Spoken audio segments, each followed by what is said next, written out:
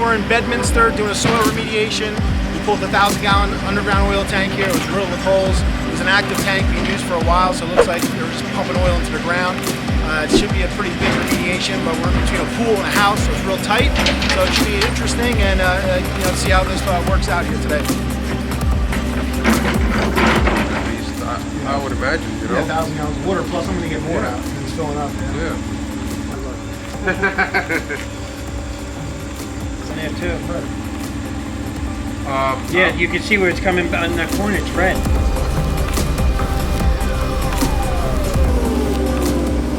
It was an active tank being used for years and years and years. When we pulled it, it was riddled with holes, and this tank leaked into fractured rock, which got into the groundwater and just spread everywhere. So we're out here right now remediating the soils. We're at about 175 tons of soils that we took out so far, and it looks like it's continuing to spread, it's still going. So we took our samples, but we're basically right up against the house, we're up against the pool, we're at bedrock, so we're kind of out of room here.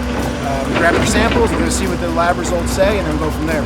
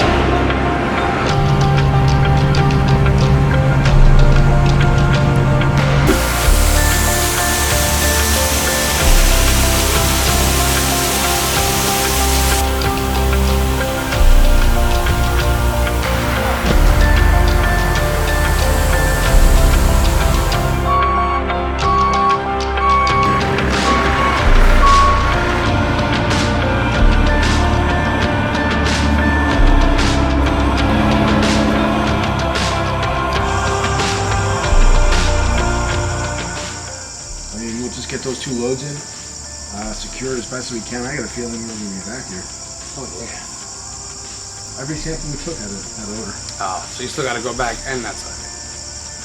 And the groundwater floats on the water and just travels.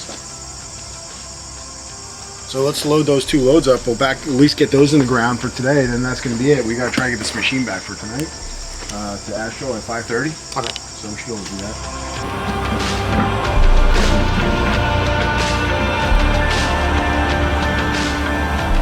So when we took the samples, we weren't sure if they were going to pass, because every sidewall that we had a sample on the bottom all had an odor, the soil was all discolored. So we weren't sure if it was going to pass, but we really couldn't dig anymore because we dug up to the pool, we dug up to the house, we dug pretty much down to bedrock. So the sample results came back. They were elevated, they weren't contaminated, but they're all under the state standards. So technically that soil doesn't have to be removed. The groundwater had free floating product on it.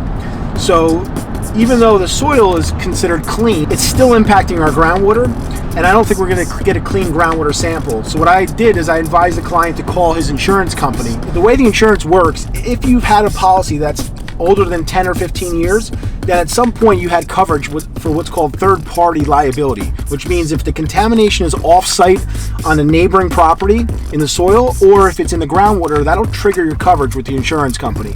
So because he's owned this property for 28 years, I told him to call his insurance company. He put a claim in. They are now going to hire us to investigate the groundwater by basically putting in a temp well point and sampling the water to see if it's contaminated, which we almost can guarantee it's going to be because they're free-floating product on the water. So that's the next step in this process. We're waiting to hear back from the insurance company for them to give us the green light to put this well in. But most likely this gentleman's going to this client will get a refund for the money he's laid out so far. I mean, we removed almost 200 tons of soil. It was very expensive to do this job. So he's going to get some of that back from the insurance company, and then they'll pay for the future work that has to be done. So this video will be continued. This is going to be an ongoing process, unfortunately, for this client. But we'll wrap it up with a second video and give you all the details on how it turned out.